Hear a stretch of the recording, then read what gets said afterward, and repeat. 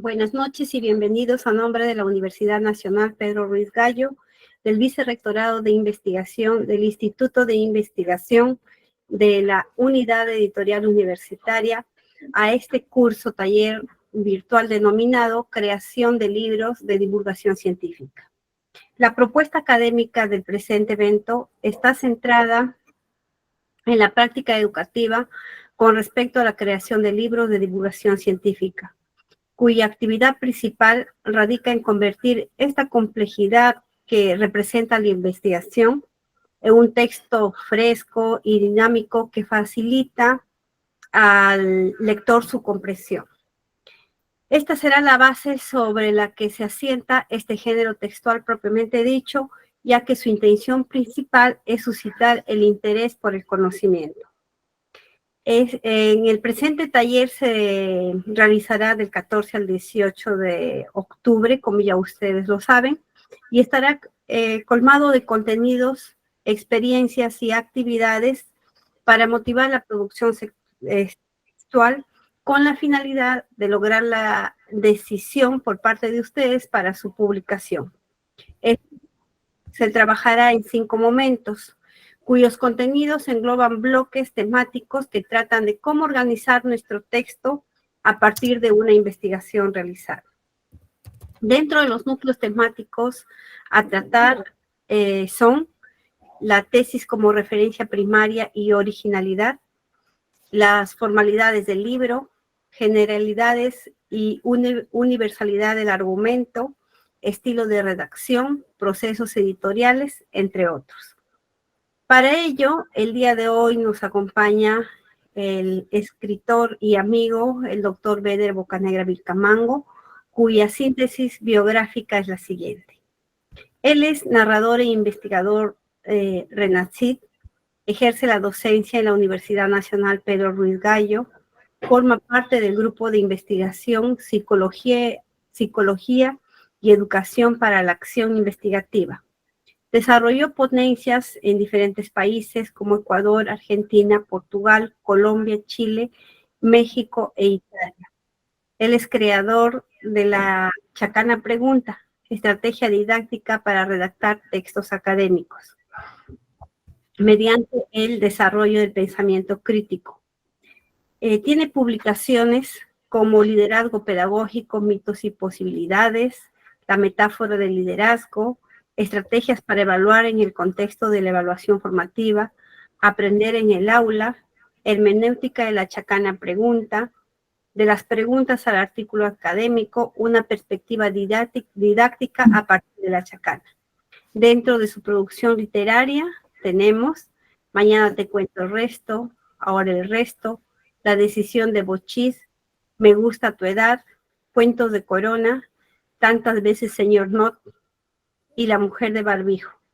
Condecorado con las palmas magisteriales en el 2016, distinguido también por el Congreso de la República en el 2022, Premio a la Expresión de Oro en el 2023, prepara la publicación denominada La Señora Dina, que es un estudio sociolingüístico, tiene otros estudios sobre Condorito, otro estudio denominado El Chingón y el cómic en Lambayeque, que será publicado, que ya fue publicado en Chile.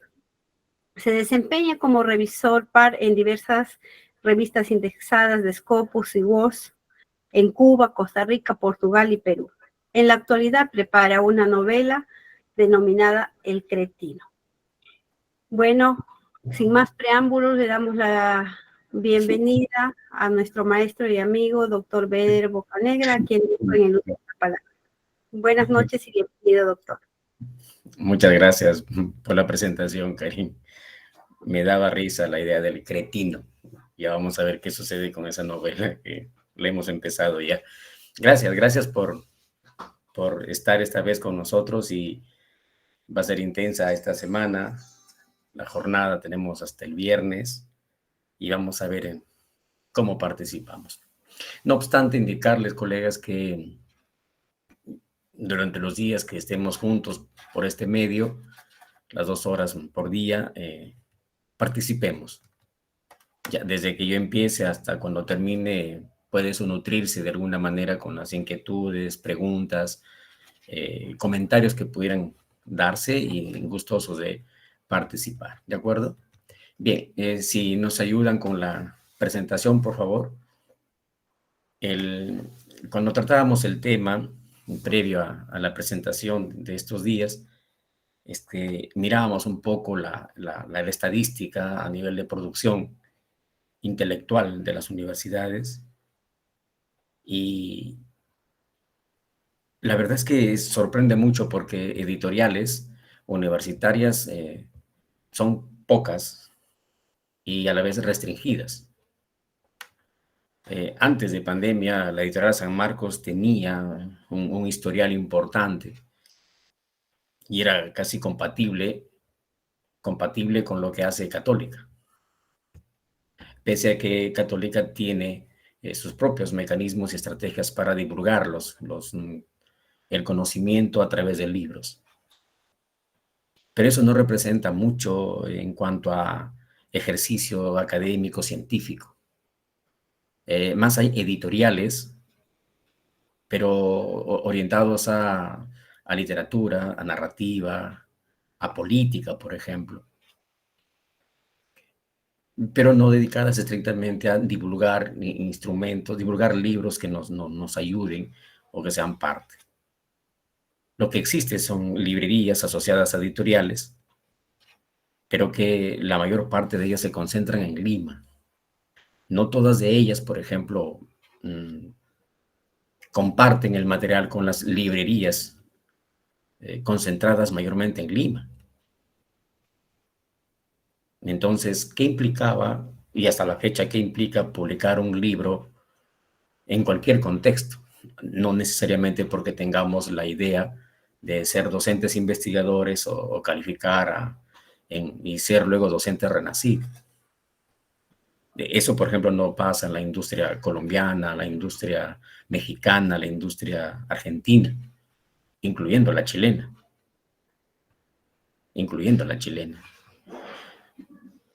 En la calle Corrientes, en la avenida Corrientes, en Buenos Aires, por ejemplo, ahí ese espacio es muy prolijo para las librerías y en cada una de ellas podemos encontrar, por ejemplo, literatura gaucha.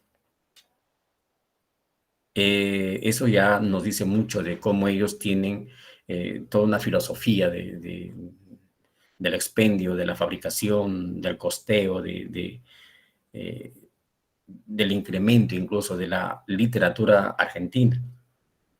Y esas librerías están abiertas hasta 12, 1, 2 de la mañana. ¿No? Claro, hablo de Buenos Aires.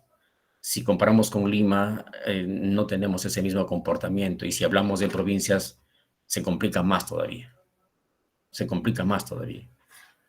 Entonces, hablar de los libros, digamos, en ese escenario, resulta un poco hasta misterioso, un poco lejano, o lejana la idea de ser protagonista con un libro.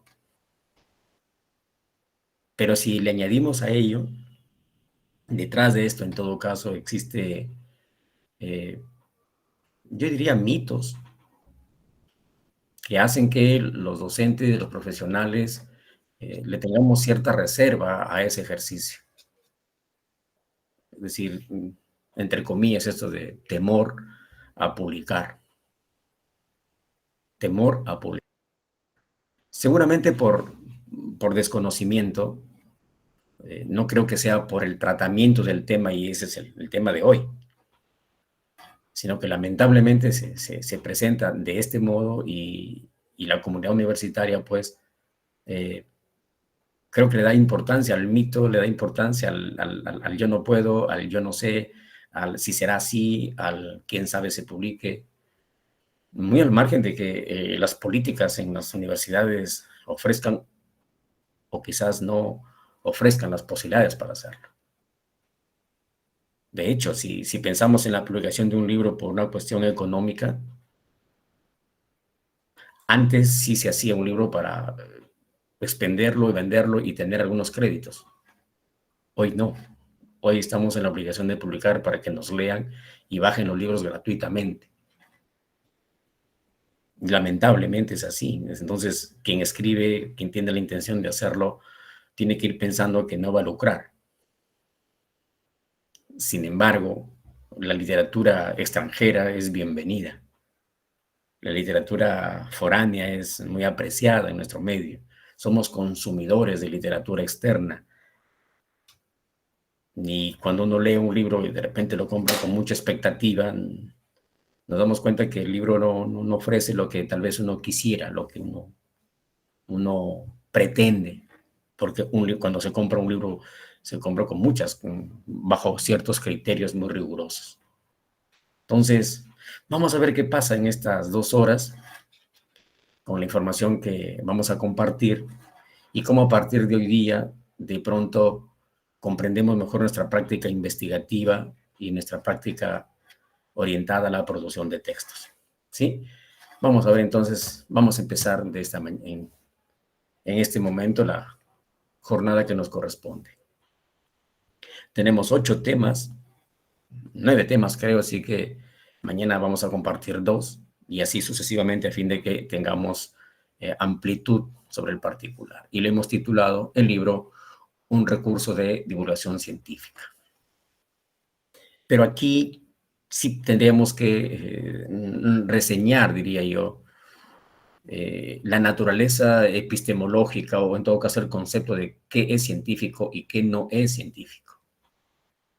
Al margen de la existencia de esas dos tendencias, ¿no? De las ciencias sociales y las ciencias puras, ¿no? O ciencias. Para los positivistas, la única ciencia es la física. Para quienes estamos alejados, ¿no? De la gravedad, o de esas grandes teorías físicas, pues estamos en las ciencias sociales. Por eso hay ciencias exactas y no exactas. Y para Chomsky y para Bunge hablan de pseudociencias y algunas están allí. Y otros hablamos de ciencias especulativas. Pero en todo ese recorrido sí estamos hablando de la condición científica de la información. Razón por la cual hoy existen científicos sociales, los creadores de las grandes teorías que orientan nuestra vida, ¿no? Ahí están todos aquellos que se han comprometido con crear ideas y que rigen nuestra vida académica. Por algo tenemos referentes. Entonces no necesitamos ser, digamos, conocedores de las ciencias puras o dominadores de las ciencias puras para pretender decir no soy científico y porque soy de ciencias sociales no lo soy. Y aunque estemos lejos de ello, nuestro acercamiento a lo científico tendría que ser precisamente con un libro, precisamente con un artículo, de manera escueta con una reseña,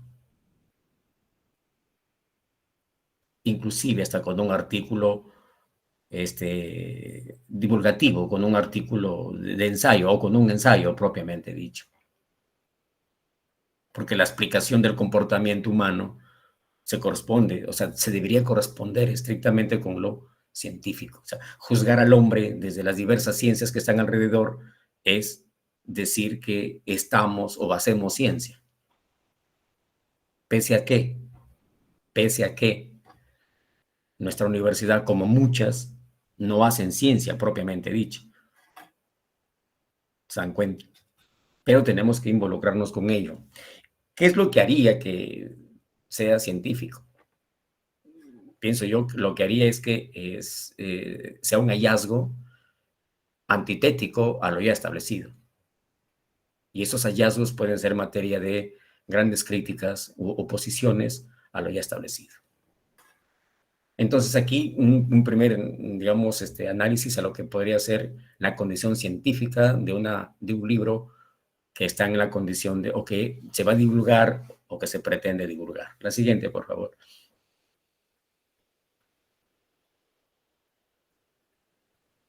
La siguiente, ahí está. El libro, un concepto o conceptos. Cuando preparaba este material estaba recordando mucho la librería, una de las grandes librerías en México, en el Zócalo de México, y hay una sección que le llaman libro de textos. mi primer acercamiento a ello es que quería averiguar por qué le dicen libro de textos, o es que acaso un texto no es un libro. Yo ya empezaba ya a cuestionar, ¿no? Y lo que nos dijo, lo que me dijo el dispensador es que un libro de texto es aquel que tiene dibujitos, pero está orientado específicamente a los textos escolares. Bien, si es así, entonces los libros de superior que tienen dibujitos no serían libros para la exquisitez del concepto, para la exigencia, en este caso, de nuestro ente que es el Consejo Nacional de Ciencia y Tecnología, CONCITEC. Para ellos, todo libro que tenga dibujitos, de pronto no sería un libro. Y entonces vienen los cuestionamientos, por ejemplo, acerca del dibujo científico. Colombia tiene ejercicios académicos sobre dibujo científico. De tal manera que, por eso la presentación, un concepto o conceptos.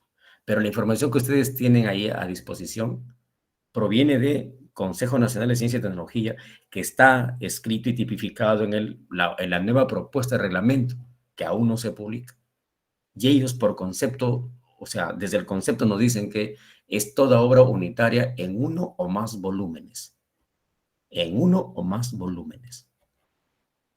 Me hace pensar que ellos piensan en la colección. Tomo 1, tomo 2, tomo 3.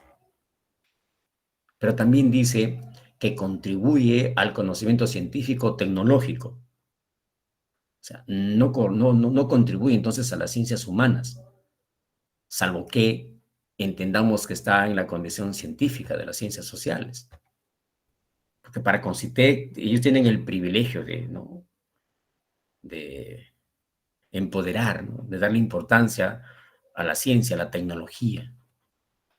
Pero las ciencias sociales no. Se financian grandes proyectos de millones de soles para ciencia y tecnología. Pero las ciencias sociales no.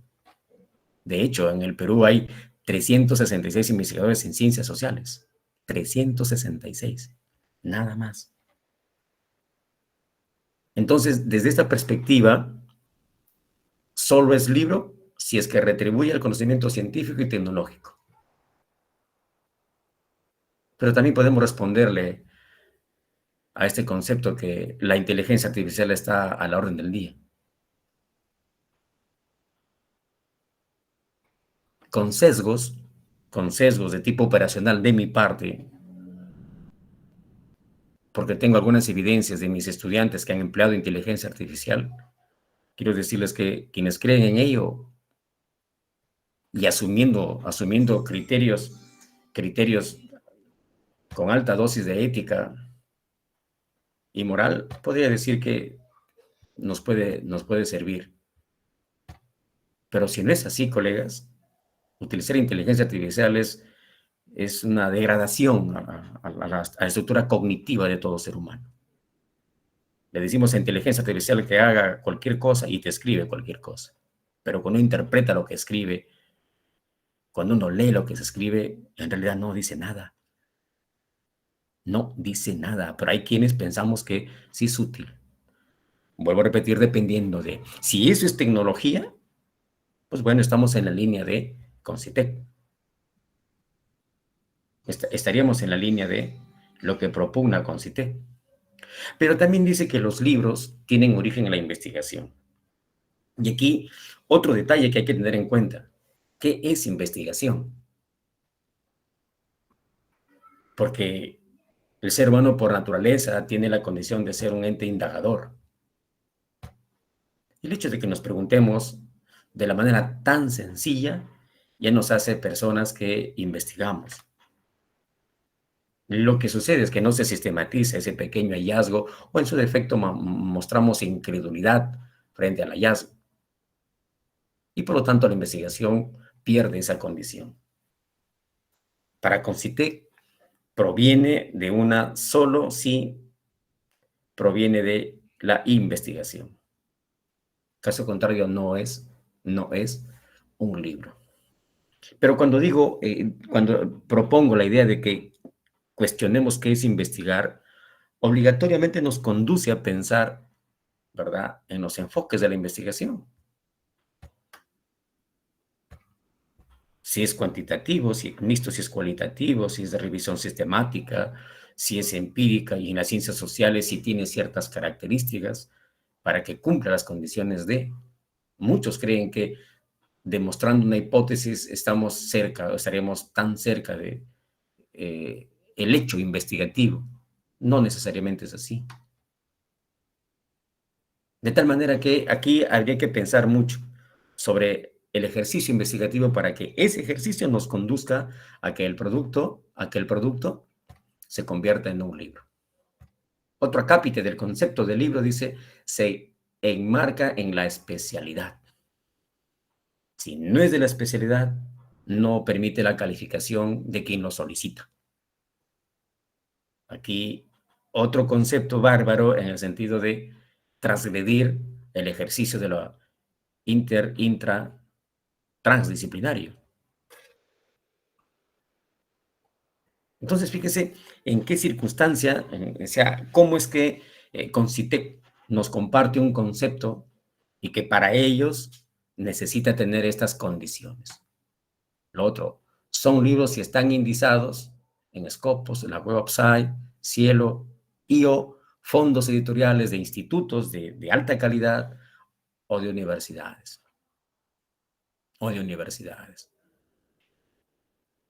Pero para llegar a Scopus, Cielo u otros repositorios que también recomienda el Concitec, necesitamos acercarnos a editoriales extranjeras y los parámetros son distintos. Los parámetros son distintos. Por ejemplo, la editorial Graó, en la que yo tengo publicado un libro, no emite juicio de pares, pero está en el top 3 de las editoriales en España. Publicar con ellos es caro, es demasiado caro, y no brindan el documento. Por lo tanto, ese libro publicado ahí no serviría para calificar. No serviría. Pero entonces, ¿cuál sería el concepto del libro? O sea, ¿cómo es que, por ejemplo, mi tesis, ya, estoy haciendo mi tesis, aquí hablo de manera vulgar, porque es una manera doméstica de decir, estoy haciendo mi tesis, estoy trabajando mi tesis, estoy haciendo la tesis, una forma cotidiana de hablar, en realidad no debería ser la forma adecuada o académica de decirlo. Y pretendemos que, por ejemplo, nuestra tesis o nuestro informe de tesis alcance los requisitos, las condiciones, los estándares que Concitec manifiesta. Es decir, mi libro debe terminar en Scopus. Si para un artículo normalmente demora un año, más de un año, publicarlo, imagínense para un libro y los costos que demanda, que por cierto no son barreras, sí, pero tampoco es lo único que pueda servir para demostrar que un libro tiene la calidad y proviene de la investigación. Pero lamentablemente es así. Y para la elaboración de estos conceptos, Concitec hizo una convocatoria y dejó varios días para opinar. Hasta donde yo sé, San Marcos y la UNSA han hecho propuestas institucionales para que este reglamento tenga otra característica. Entonces, bajo estas condiciones, ¿cuál sería el concepto del libro? ¿Cuál sería? O sea, ¿cuál sería esa idea más precisa? No tanto a mi propósito, a lo que yo tengo como un trabajo de investigación que se llama tesis, sino como cualquier otro ejercicio que me permita divulgar lo que yo sé, divulgar lo que mi conocimiento empírico me conduce y que se convierta en un elemento que contribuye al conocimiento. Y aquí no digo estrictamente tecnológico. No es que tenga diferencia con lo tecnológico, sino que no entiendo por qué es lo único que tiene ese privilegio frente a las ciencias sociales. Entonces, un primer instante digamos, de las apreciaciones conceptuales es eso. Si tiene que ser un libro que proviene de la investigación, necesitamos entender qué entendemos por investigación en nuestra universidad, desde sus estatutos, desde sus reglamentos, desde las formas, cómo se construyen conocimientos a través de los informes de tesis, que es lo más común, para reflexionar sobre el particular. ¿No es cierto? Para reflexionar sobre el particular. ¿Y por qué digo esto? Porque muchos pensamos que la tesis no puede ser un libro. Yo pienso que sí, pero hay que cumplir con ciertas condiciones, ciertos requisitos que en este momento Concitec nos exige. Si se dan cuenta, si nos damos cuenta, los conceptos aquí están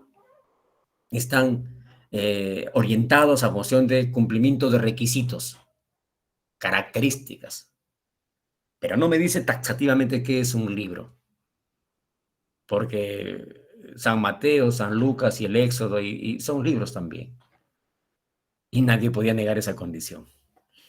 La siguiente, por favor.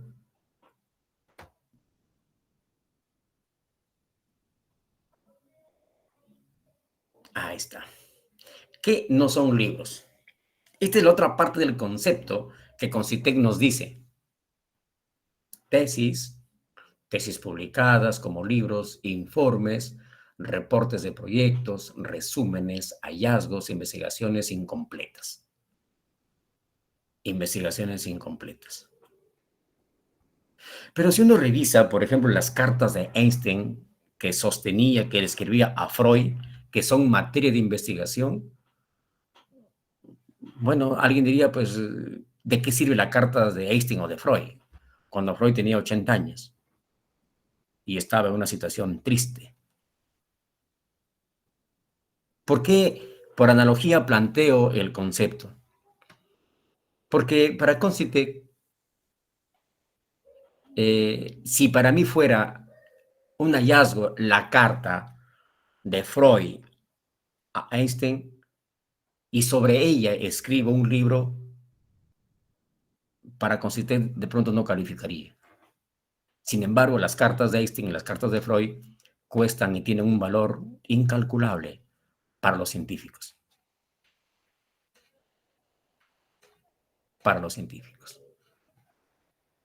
Entonces, quitarle mérito o quitarle valor a la investigación y que ésta se manifiesta a través de un informe, de un proyecto, de un resumen o de una reseña, no constituye un libro.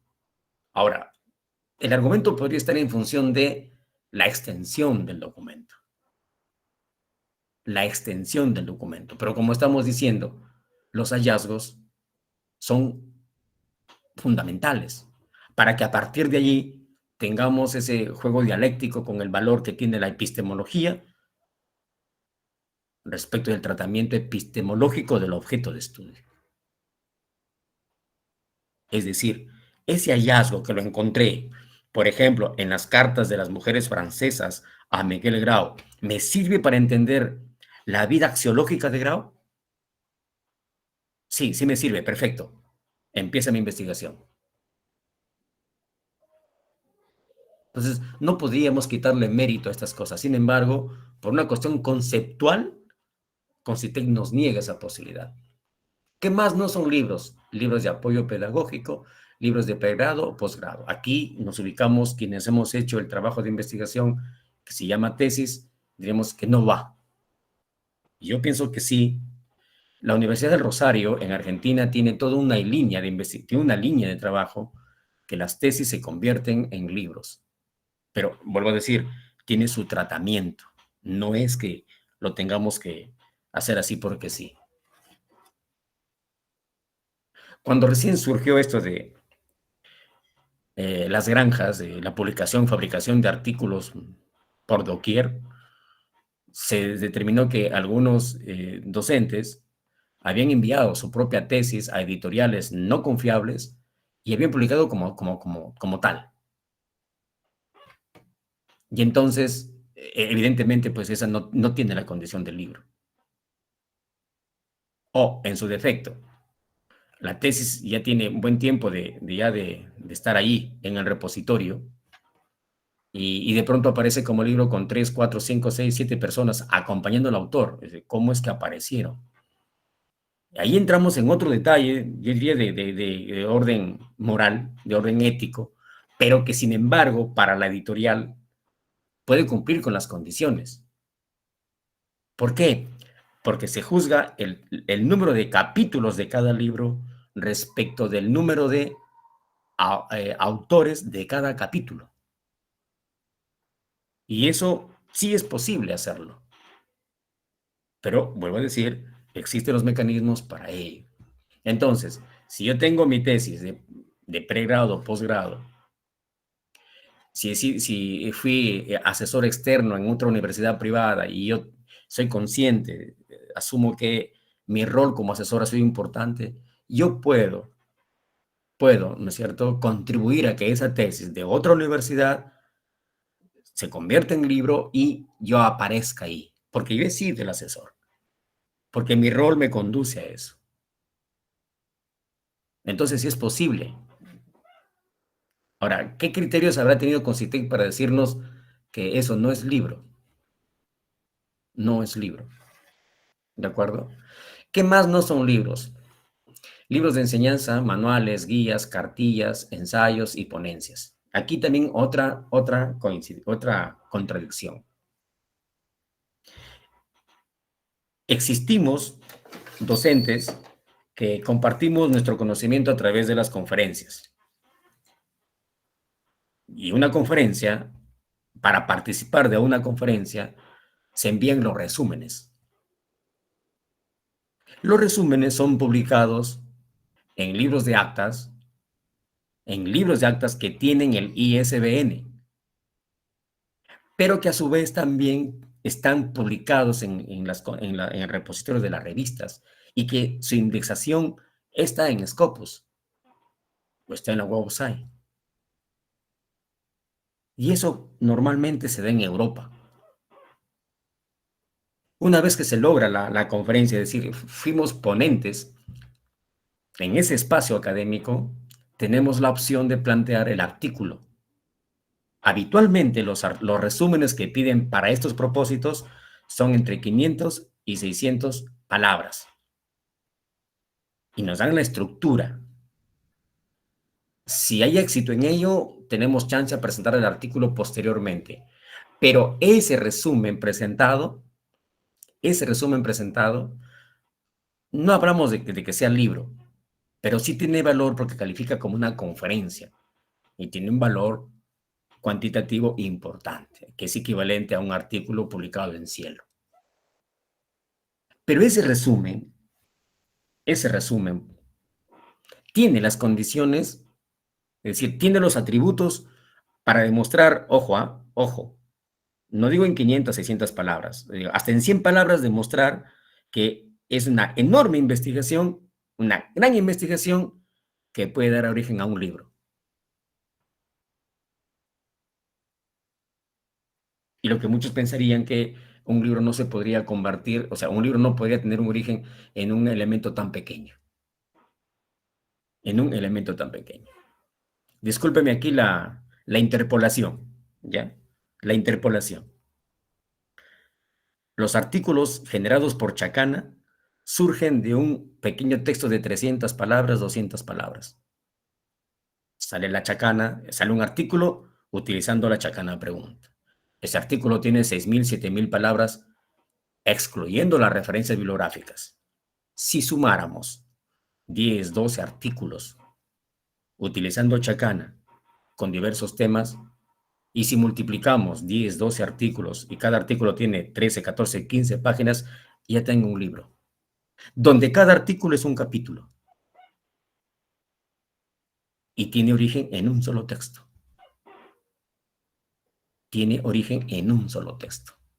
Entonces, estas condiciones que se presentan diariamente, que se presentan de este modo, necesitan ser tratadas y de pronto llegar a esa condición de ser libro.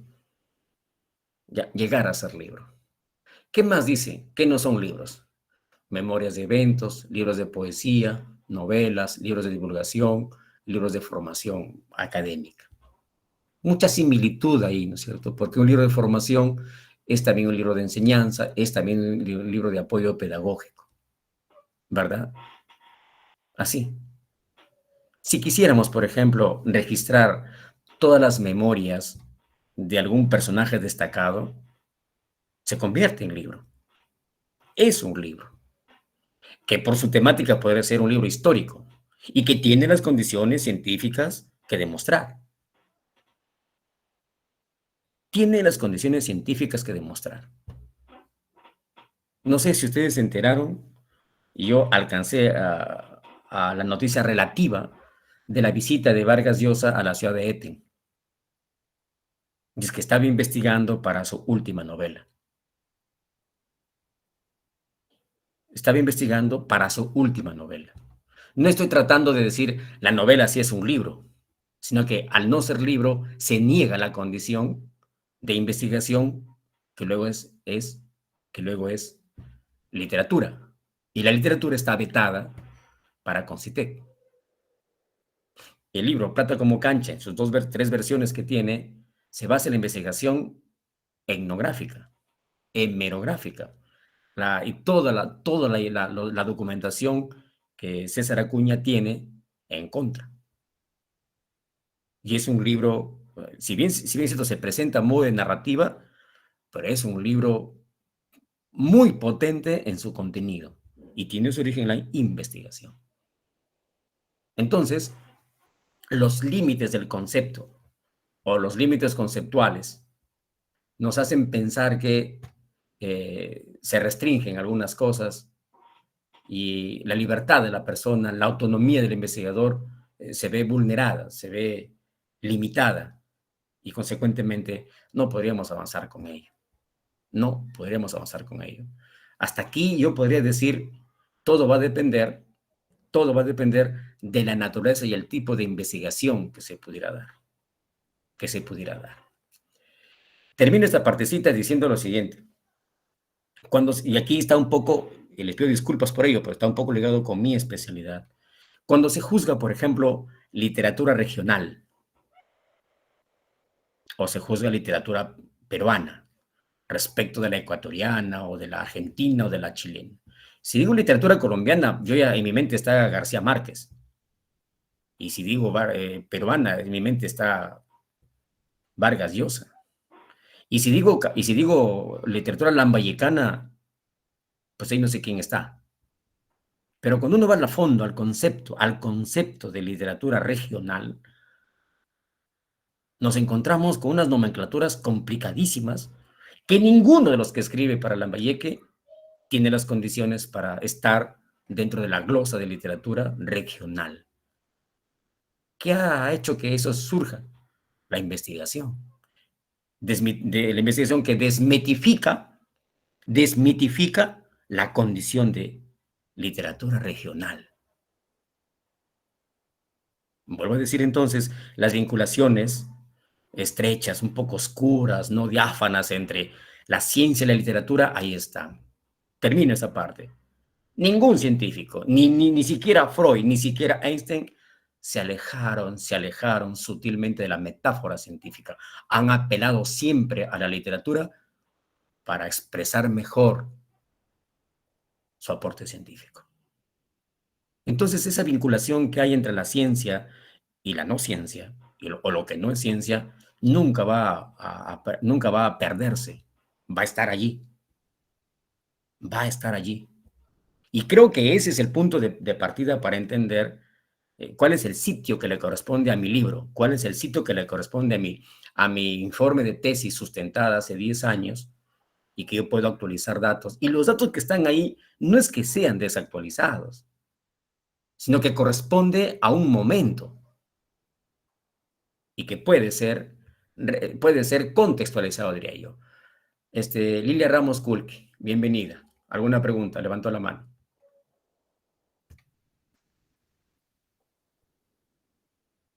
Sí, la escuchamos, Lilia. Lyndon también levantó la mano. Les escuchamos, por favor, en ese orden.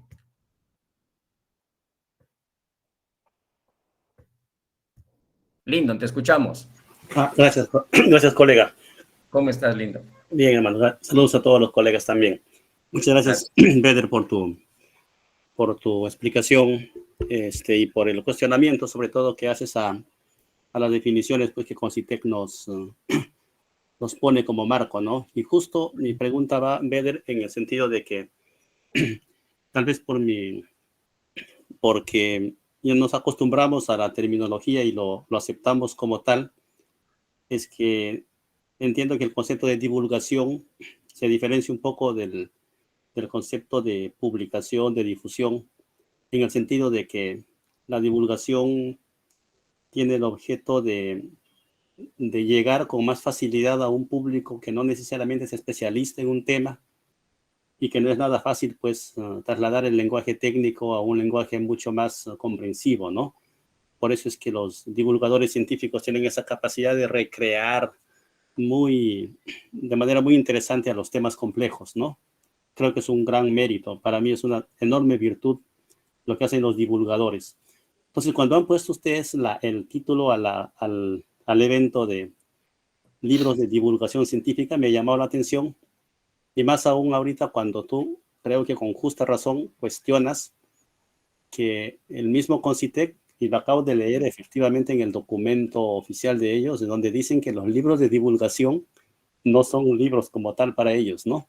No son. Mi pregunta estaba centrado en que tal vez estamos haciendo un poco de rebeldía, que no estaría mal de nosotros irnos por la ruta de los libros de divulgación ahora en estos talleres contigo, que son tan interesantes, para pretender, digamos, que los colegas puedan presentar sus libros ante estos procesos formales de Concitec, o lo que estamos haciendo es más allá de querer generar libros de divulgación para cumplir con nuestro encargo social como universidad, de que la gente comprenda los hallazgos que tenemos y todo eso, ¿no? Entonces ahí estaba un poco mi inquietud, Beder, aparte de felicitarte por la disertación. Gracias, lindo. A ver, vamos un poquito más allá de la divulgación. La palabra divulgación es un poco análoga a la palabra exposición. Cuando queremos divulgar es que queremos alcanzar un público mayor. Y ahí sí, colegas, no entramos nosotros. El autor no tiene que hacerlo todo. Entre el libro y la editorial, entre el libro y el librero, existen multiplicidad de procesos y agentes que hacen posible que el libro se divulgue. ¿Sí? Que hacen posible que el libro se divulgue. No es el autor quien se esfuerza por ello. El autor tiene el mérito de escribir el libro, o los autores tienen el mérito de escribirlo. Que se divulgue es otra cosa. Y nada se contrapone o nada se condice con el hecho de juzgar la naturaleza del libro. Por ejemplo, lo voy a citar más tardecito, el libro de Garner, de Howard Gardner, de Inteligencias Múltiples. Él solamente dio su firma para que la editorial lo venda. La editorial ya se encargó de divulgar el libro. Pero la editorial tiene conciencia, tiene plenitud del conocimiento de cuál es el aporte que el libro tiene. A eso, mi estimado Lyndon, se le añade una buena estrategia de marketing y podemos ser un bestseller. Otro ejemplo, no sé si está aquí, no sé si nos acompaña. Colega Julio César Sevilla Exebio tiene un libro y ese libro no llega ni a 80 páginas. Está ya así, divulgado en más de 3 idiomas y ya recibió sus créditos monetarios de Amazon. Y ese libro no calificaría para Renacid. Entonces, la condición divulgativa respecto del tipo de conocimiento, el carácter científico de conocimiento, nada tiene que ver, en lo absoluto. Y si yo trataba de establecer la analogía entre divulgar y exponer, es porque exponer es, su mismo nombre lo dice, sacarlo a la luz, exponer, ex fuera, poner afuera. Divulgar es lo mismo, sacarlo digamos, del proceso cognitivo del autor y que todo el mundo lo lea en cualquier versión, digital, ebook, en el libro, tapa dura, tapa blanda, no lo sé, no lo sé. Pero eso no nos corresponde. ¿A quién le corresponde entonces? Le corresponde a los fondos editoriales de cada universidad. Y para ello tienen las ferias, que es un mecanismo bastante conocido. Lindo. Sí, Beder, solamente una consultita ahí. Solamente de ponerle en diferentes formatos para que llegue a la mayor cantidad de personas o ponerle en un formato más comprensivo también, ¿no? Más digamos, con un lenguaje diferente, ¿no? ¿También eso influye en la divulgación? ¿O es básicamente el hecho de que se extienda y se difunda de manera un poco más masiva, ¿no? Claro, ya. El tratamiento del lenguaje o la universalización del lenguaje tiene que ver con el tema del jueves que se va a tratar, que es la corrección de estilo. Ahí donde el lenguaje tiene esas características. Sí, tiene esas características. Perfecto, gracias. Sí, gracias, Lindo, gracias. Está interesante las preguntas y ojalá lo podamos entender. Termino esta parte diciéndoles, colegas, nosotros lo queremos hacer todo y eso no es posible. Ahí justamente tiene que ver las políticas de la universidad, las políticas que tiene la universidad para que los libros se divulguen. Católica, por ejemplo, tiene sus medios editoriales y tiene sus máquinas grandes, bonitas, y creo que son de menos calidad o de tecnología que la que tenemos en nuestra universidad. Lo que pasa es que ellos publican bajo demanda. El profesor Lyndon Vela Meléndez ya va a sacar su libro y la universidad le dice, mira, vamos a publicarte 100 libros nada más. Y sus alumnos, los alumnos sí compran los libros de su maestro. Sí lo compran. ¿Y dónde lo compran? En la librería. No le compran al autor mismo. En nuestro medio, vender un libro es un pecado. O sea, ya rápido nos estigmatizan y nos dicen que estamos haciendo cosas feas. Así es, colegas. Eso tampoco le pasa a San Marcos. San Marcos tiene su editorial, está pequeña, está reducida ahora, está en el centro de Lima y también ofrece lo mismo, pero tiene otras políticas Entonces, el papel que corresponde a la universidad es ese, de divulgar, de buscar, de generar los espacios para que los libros tengan esas condiciones. Muy bien, sigamos. Gracias, Lindo. Gracias, colegas, por la pregunta. Participen, por favor, para no sentirme tan solo. Muy bien, otros datos. Lo que les decían antes, ¿no? Un libro puede ser de tapadura, de cartón o cartoné, libros agrapados, ¿no? En Costa Rica hay un autor que toda su vida solamente ha escrito un solo libro, y con eso vive. Por si acaso, Perú tiene más escritores que Colombia, por si acaso. Lo que pasa en Perú es que el escritor peruano escribe por un tiraje de 1000 libros y ya no vuelve a publicar más. En cambio, los escritores colombianos, digo académicos, son menos pero publican más. Y en Costa Rica hay un autor que tiene un libro agrapado, o sea, con grapas, tipo boletín, pero que ese libro es reconocido y utilizado toda la vida. Toda la vida. Entonces, miren, hay libros y libros. Hay libros digitales e impresos. Bueno, eso ya lo conocemos de manera suficiente. Por ejemplo, el libro Coquito no calificaría para Concitec. Los libros de Máximo La Cruz Solórzano no calificarían para el Concitec. El libro de Berta Suárez de Mayandía de inglés de aquella época no calificaría. De Benavides Estrada no calificaría para Concitec. Ya está, por su condición, por su estructura. Pero bueno, son datos que tenemos ahí y como estamos juzgando, digamos, la condición conceptual de lo que es un libro, tenemos que pensar en todas las posibilidades. ¿De acuerdo? Exacto, exacto. Pedro Páramo, sí. Jorge, ¿qué nos dices? Es que te quisiera preguntar con respecto, entonces, ¿cómo podemos diferenciar, no, bueno, lo que llamamos libro en términos generales, entre comillas, no, el material impreso de realmente un libro de cualquier otro tipo de publicación? ¿Cómo clasificarlo? Eh, un poco lo veo que las diferencias son pocas en algunos, más que todo es el lenguaje en que se expresa por lo que estoy escuchando. Así es, así es. Mi estimado Jorge, yo diría que ningún libro se aleja de la investigación, ninguno. Yo sí creo que va a depender mucho de cuál es el enfoque que el autor tiene para que ese libro tenga el arraigo que se necesita. Pero también sostengo que lo que plantea Concitec en el caso peruano es muy restringido. Es muy restringido. Y eso nos genera un problema.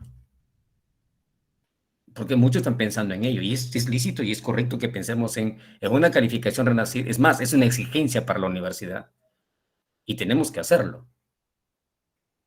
Entonces, si las diferencias son mínimas, mi estimado Jorge, sostengo que va a depender de uno mismo, de atreverse a sostener ideas que incluso pueden generar controversia. Eso lo podemos tratar luego. Hugo Lorgio, buenas noches. Buenas noches, gracias colega.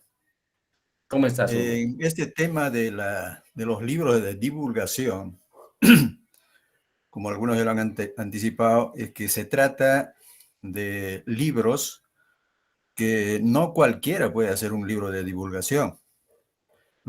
Hay verdaderos divulgadores de la ciencia, podemos citar a Carl Sagan, Asimov y otros que han escrito. Lo que hacen estos es que la ciencia está escrita muy en términos teóricos muy profundos, no cualquiera puede entenderlos. Tendría que tener, solamente lo entiende la comunidad muy reducida de científicos que están en la frontera de los conocimientos.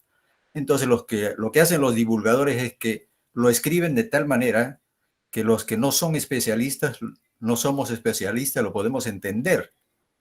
Entonces,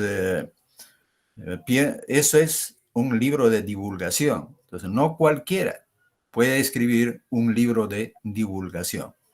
Gracias. Bien. Podríamos discrepar. Sin embargo, en el estricto cumplimiento, en el estricto, digamos, límite del concepto, también es posible lo otro. Es decir, ahí juega un papel importante el editor o la junta de asesores. Por ejemplo, no sé si estará ahí en el mercado, pero Norma Editores, colombiana, la editorial. Ellos, yo estuve en su momento, naturalmente, allá en Lima, y fui invitado a trabajar con ellos. Y para trabajar un libro tenían a 4, 5, 6 personas, y entre ellos un filólogo, un lingüista, que trataba con meticulosidad el contenido. Sin esos filtros, el libro no salía, no sale al mercado. Entonces, Norma Editores me supo decir que era una cuestión de lenguaje para que llegue. Y de hecho, que Norma, después Base Santillana, Norma establece la literatura por edades. Sí me acerqué a entender la edad respecto al texto, hablo de narrativa aquí, y sí, pues, tenía un lenguaje entendible y el ejemplo de ello es Principito. Principito, hay versiones para niños, para adolescentes y la versión original. Entonces, miren, el editor o el equipo de editores juega un papel importante. Sí, tiene esa atribución, tiene esos elementos que hace que el material llegue a la mayor cantidad de público a través de la divulgación. Pero no puedo decir lo mismo, por ejemplo, de libros de alcance universal de César Vallejo. No puedo decir lo mismo. O de otros autores, por ejemplo, autores que con sus libros de autoayuda han llegado pues masivamente y tienen miles y miles de ediciones. El libro de Alberto Chiavenato Heriberto Chavenato es brasilero, pero domina muy bien el español. Por eso es que su libro tiene pues, 13, 14, no, creo que va en la 23ª edición. Y ese libro de gestión de recursos humanos o del talento humano que ya le cambió, tiene esas condiciones. En analogía está el libro de Sampieri. Sampieri tiene todos los reconocimientos que quieran, pero no tiene de la UNAM. No tiene de la UNAM, por si acaso. Y eso me da un indicador de que el divulgador se las juega y el libro pues está en América Latina. Entonces, hay digamos, formas, o en todo caso, sí, formas de entender ¿qué les digo? Este proceso de la producción científica, académica de los libros. Muy bien. Gracias, Hugo. Gracias por las preguntas y las inquietudes. A ver, está con nosotros, ya se fue, creo que Karin.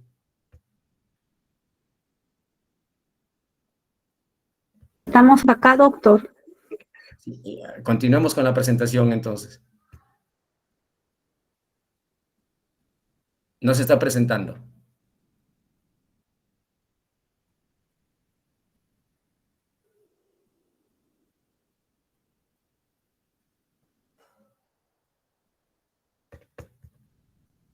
Ahí está. ¿Se observa? Sí, ahora sí se observa. Gracias. Excelente. A ver, la siguiente, por favor.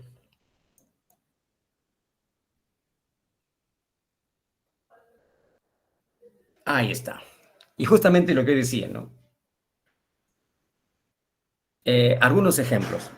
Según el concepto de Concitec, el libro tendría que estar indizado en una editorial. Pues Dialnet tiene registrado el libro de Sampieri. Yo tengo dos versiones de Sampieri. Y tengo precisamente esta, la que ustedes pueden ver ahí. Pero déjenme decirles algo importante aquí. Que conocemos lo suficiente, ¿verdad? Que todo el mundo empieza con Sampieri para el tema de la investigación. Pero más de un 80-90% de lo que escribe Sampieri es parafraseo. Así es. Ese libro enorme, voluminoso, en papel cuché, tiene esas características. Tiene esas características. Bajo esas condiciones, si el libro de Sampieri, ¿no es cierto? Y él no es Sampieri, su apellido, él utiliza su apellido materno porque se ve más interesante, ¿no? Bajo esas condiciones, ¿podríamos pensar que estamos frente a un libro? ¿O es un manual de la investigación? Cuestionemos, colegas. Yo no puedo ser ciego a una realidad. Yo estuve en México y fui entrevistado por una televisora local y les dije que Sampieri no me gustaba. La Universidad Justo Sierra fue la que me entrevistó. Y les dije claramente que no me gustaba. Entonces, si este libro que se vende todos los años y él tiene un diplomado en la Universidad Autónoma de Celaya, en México, y utiliza su material, un día me puse a averiguar, me puse a leer y a encontrar algún artículo de Sampieri que sea anexo, conexo, análogo, antecedente, qué sé yo, de sus libros, y no encontré. Discúlpeme si no encontré. De repente son mis habilidades todavía de ser buscador de información, pero no lo encontré. O sea, no tiene éxito como tal, pero tiene éxito con un libro que para mí no es libro, es un manual. Pero yo estoy seguro que hasta el mismo directorio de Concitec ha utilizado a Sampieri para su trabajo de investigación. Aquí tenemos una primera contradicción. Contradicción de naturaleza epistemológica. Contradicción desde la condición conceptual de lo que es un libro que necesita ser divulgado y que esa divulgación haga trascender el tipo de conocimiento que ahí se produce, que ahí se presenta, sin temor a nada. Entonces, fíjense, si un libro de esta, diría yo, envergadura o de este impacto que tiene en el mundo académico es catalogado como un libro, entonces aquí hay una seria contradicción con que dice Concitec. ¿Y por qué este comentario? En todo caso, ¿por qué el ejemplo de Sampieri? Porque sencillamente el desarrollo del conocimiento científico no debería sustentarse en el parafraseo. Jamás. Porque si dependemos del parafraseo, como que alguien nos dijo, o como un recurso para encarar al poder de Turnitin, con el atisbo ya de la inteligencia artificial, entonces, ¿cuál sería el sentido? Es decir, de ofrecerle al mundo mi propio conocimiento.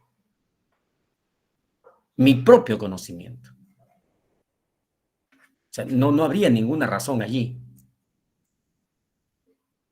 Y si es que, como que es evidente, cuando hacemos uso excesivo del parafraseo, sencillamente estamos dándole importancia a viejos autores, a viejas teorías, al viejo conocimiento, y le hacemos el juego a ellos. ¿Y cuándo será el momento en que nosotros podamos producir ese conocimiento con el mérito de ser divulgado? Y aún siendo conocimiento empírico, tiene el mismo valor que el conocimiento científico. Lo que pasa es que es restringido, totalmente restringido. Totalmente restringido.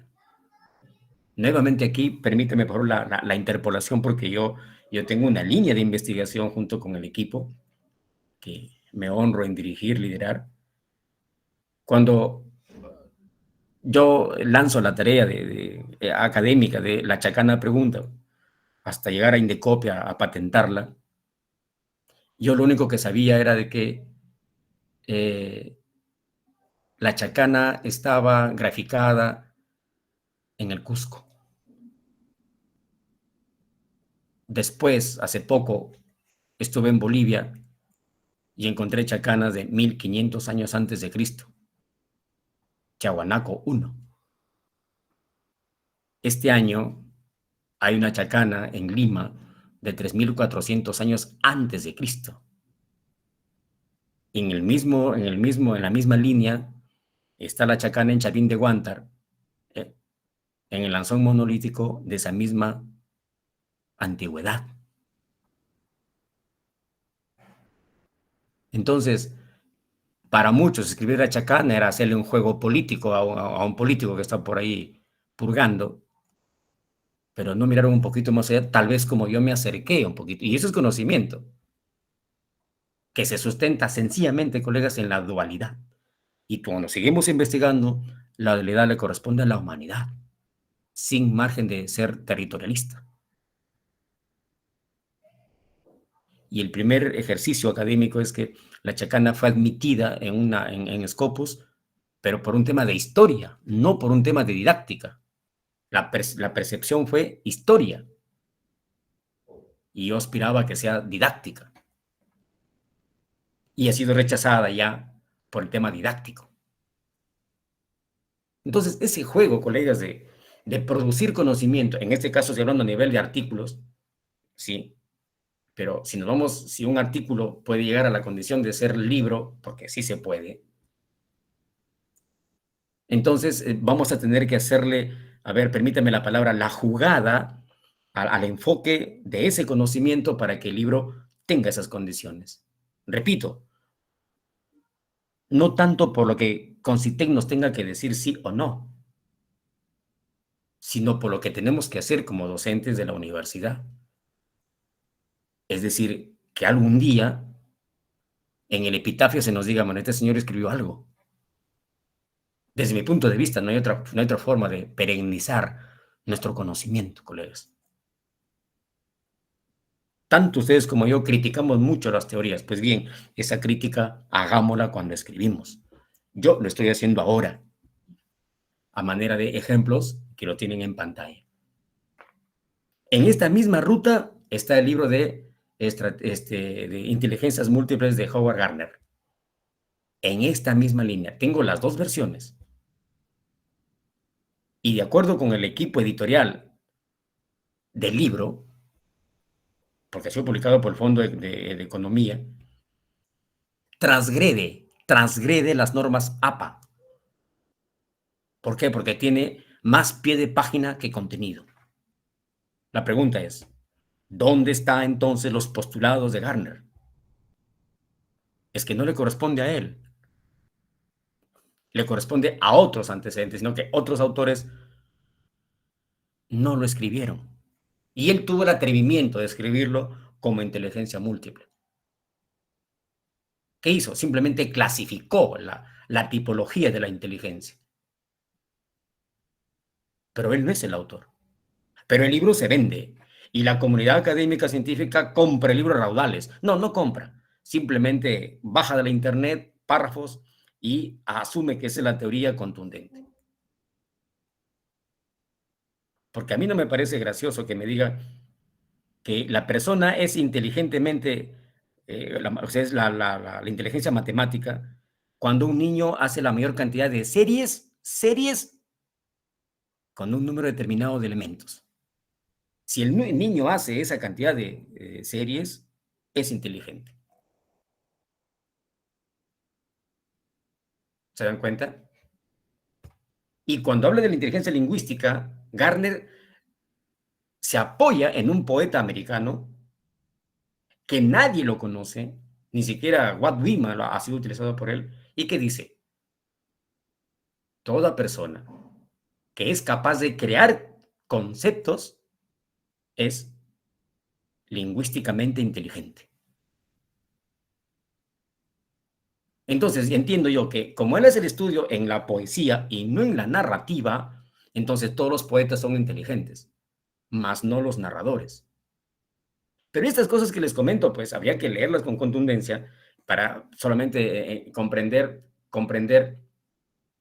qué significa científico, qué significa conocimiento científico para que esté dentro de un libro y que este a su vez sea divulgado, porque este es el tema de hoy. Ese libro, al igual que Sampere, es muy divulgado, pero no aporta mucho al conocimiento. Entonces, bajo este dilema, tenemos la obligación, tenemos la condición, ¿verdad? Tenemos, diría yo, la idea de refutar todo ello porque siendo parte de la universidad, necesitamos esclarecer cosas para que el conocimiento que uno tiene vaya en ese libro y sí podamos encarar la necesidad. Moisés, buenas noches, ¿cómo estás? Buenas noches, Beder. Un saludo a la editorial universitaria y a todos los colegas. Solamente quería expresarte mi felicitación. Estoy escuchando atentamente el desarrollo, sobre todo la parte de la esencia del cuestionamiento, y me quedo con el término dualidad, porque en esa línea solo valió poder conversar contigo en algún momento y estamos tratando de esforzarnos en llevar una tesis de posgrado de mi autoría, que tiene que ver ahora tiene mucho sentido cuando usas dualidad en un escenario de crisis de institucionalidad que pasa el país, América Latina, en el hecho de relacionar, ¿no?, epistemológicamente, que es un término central que tú manejas, la relación entre economía y política pública, ¿no? Economía y política pública, ¿no? Una dualidad epistemológica, más o menos es un título que logré construir, ¿no? Y ahora voy comprendiendo con mayor precisión el enfoque que tú desarrollas sobre ello, ¿no? Y en esa línea acabo de empezar a dar un medio paso. Es lo que quería solamente agregar, pero tomando como referencia, ¿no?, la realidad existente de la crisis de institucionalidad que le pasa al Perú en este momento en particular, con sus grados de similitud a varios países de la región en América Latina. Es lo que quería manifestar en este momento. Muchas gracias. Gracias, Moisés. Te agradezco. Me hiciste recordar otro libro que tenemos por ahí, ahí en el cual se debate la teoría de 23 teóricos de liderazgo frente al comportamiento político de los que dirigen el país desde el año 90. centrado en el ejercicio mediocre y no sé, de Keiko Fujimori. Si revisáramos los conceptos de liderazgo, vamos a caer también en lo mismo. La vaguedad del concepto debe capitalizarse, colegas, para que nosotros tengamos esa opción de plantear lo que pensamos, lo que queremos, lo que debe ser desde la perspectiva de la Pedro. No habría que tenerle miedo a nadie. Otra interpolación, colegas. Disculpen, por favor. Cuando el libro publicado en Barcelona, el libro de La Chacana, y existe el primer libro de La Chacana, deben ser 3. Cuando me hacen la entrevista desde España para defender mi libro, me dijeron, ¿a quién se opone mi libro? Yo le dije, se opone a Novak, el creador de los mapas conceptuales. Y di mis argumentos. Y les enumeré todos los organizadores visuales que había analizado para crear mi tesis. No digo informe de tesis, sino para crear mi tesis. Ustedes deben saber mejor que yo que los mapas conceptuales llegaron en el año 90 a Perú y llegaron en papel bulky y todo el mundo empleó los mapas conceptuales. Pero ni el mismo Novak utiliza los conceptos en su mapa conceptual. Y el mismo Novak te plantea 3 conceptos de su propio producto. Vaya ambigüedad. Qué pobreza del concepto para entender qué es un mapa conceptual. Busan a los 2 años le dice, no vale tu mapa conceptual, mejor vale mi mapa mental. Así es, colegas. Eso está escrito en un libro. Entonces, yo tuve el valor de encarar a todas esas tendencias teóricas y decir, bueno, la Chacana tiene otra perspectiva y aquí está. Me atreví. Y eso me da mucho valor para seguir en esta brega y decirles, aún, colegas, cuando el conocimiento sea empírico, es muy útil. América Latina tiene de eso. América Latina tiene esas posibilidades. Y en ese pedacito de tierra estamos nosotros. Bueno, estamos nosotros. Gracias, Moisés. Me hiciste recordar muchas cosas y a seguir en esto. Sigamos con el siguiente ejemplo, por favor. Ahí está. Lo que les decía. Howard Gardner transgrede toda norma estipulada por APA, es excesivamente cargado de citas bajo pie de página, que desvirtúa la condición de. El excesivo pie de página en un libro interrumpe la condición del lector. Interrumpe la condición del lector. Pero así está escrito el libro y así está divulgado y todo el mundo lo tiene. No importa en versión pirata, pero lo tiene. Y ahí nos damos cuenta de estas condiciones que tiene. Este libro, por ejemplo, no sé si tendrá juicio de pares. Aquí le respondemos a Concitec. Pero es un libro muy difundido, muy divulgado, muy comprado, muy utilizado. Grandes tesis se han escrito sobre el particular. Pero no es lo que él dice, colegas. Y no es el único quien lo dice. Sus antecesores ya lo dijeron antes. Ya lo dijeron antes. Bien, entonces miren, ver, cuando juzgamos un libro ya en esta partecita de la exposición, ya estamos en el hecho de juzgar la naturaleza del contenido. La naturaleza del contenido, es decir, en todo caso, la diversidad de argumentos que puedo tener para defender mi escrito y también para oponerme a lo que otros autores sostienen, a lo que otras personas así lo manifiestan. Como verán, son ejemplos universales, son ejemplos que toda persona conoce, quizás unos más que otros, pero ahí está el título y nosotros podemos, digamos, analizar frente a eso. Sin embargo, a diferencia de Sampieri, a diferencia de Chiavenato, en este libro juega un papel importante la traducción. Cuando son libros de esta naturaleza, el traductor, según las normas, para Estados Unidos, según las normas, es que el traductor tiene que ser oficial. tiene que ser oficial. Si no es oficial, el libro no se traduce. Por los años 90, el canal de ingreso de los libros de Europa era por Argentina. Hoy es por Chile. Pero de Chile que llega a Perú son 3, 4 años ya cuando llegan los libros traducidos. En consecuencia, el traductor también juega un papel importante. ¿Ya? También juega un papel importante. Sobre una experiencia, yo a un tiempo estuve con un curso de investigación con los chicos de psicología, creo que fuera la segunda promoción, tercera promoción. No recuerdo, disculpe que no tenga el dato preciso, pero solamente uno de ellos leía y escribía y comprendía el inglés. Y él, todas sus fuentes para su proyecto de investigación eran en inglés. Y él me decía que él tenía dudas de lo que las teorías en castellano se manifiestan. Porque nuestro alcance es el idioma, el español, ¿verdad? Me acerco al idioma y ya digo, ya, esto es así. Entonces, aquí tenemos otro factor importante también. Con esto, ¿qué quiero decirles? De que si queremos publicar y divulgar, ¿verdad? Las editoriales tienen esas posibilidades. Por ejemplo, Cielo, el repositorio Cielo, hay revistas que sí publican artículos y sí publican libros también.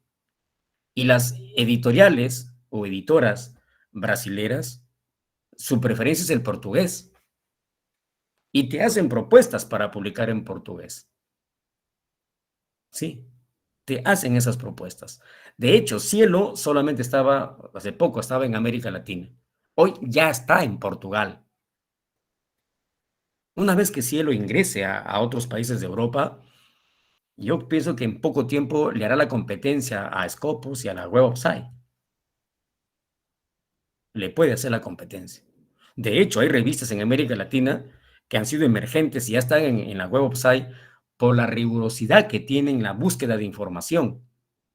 La revista Conrado, por ejemplo, pide que sus referencias bibliográficas estén indizadas en Scopus, lo que nos hace pensar que el rigor científico de la información es interesante.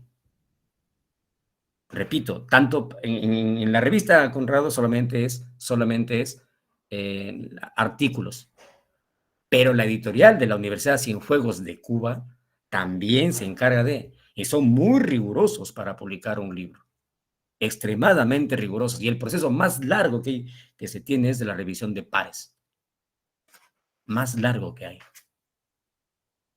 Así que las políticas sobre el particular tendrían que, ser implementadas ya y de la mejor manera para que los libros lleguen a donde tienen que llegar, definitivamente. Entonces, en el caso de este libro y de todos aquellos que provienen por traducción de otro país, básicamente el inglés, rara vez el francés, pocas veces el portugués, el traductor o intérprete, me atrevo a decir intérprete, ¿no? Tiene un papel importante. Tiene un papel importante en este proceso. Bien, la siguiente, por favor.